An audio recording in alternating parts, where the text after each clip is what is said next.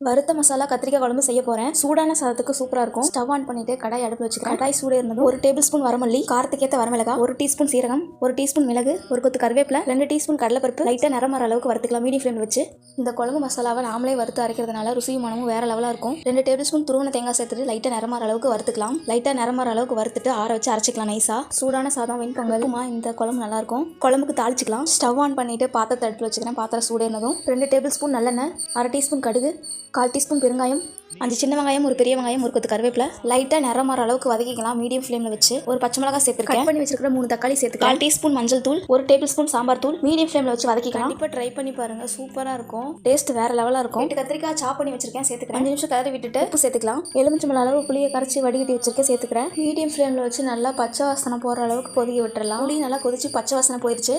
வறுத்து அரைச்சி வச்சிருக்கிற பொடியை சேர்த்துக்கலாம். நல்லா நைஸா அரைச்சிருக்கோம். தேவையான அளவுக்கு தண்ணி உப்பு சேர்த்துட்டு நல்லா கொதிக்க விட்டா குழம்பு ரெடி ஆயிரும். இந்த வீடியோ உங்களுக்கு பிடிச்சிருந்தா லைக் பண்ணுங்க, மறக்காம சப்ஸ்கிரைப் பண்ணுங்க. டாடா.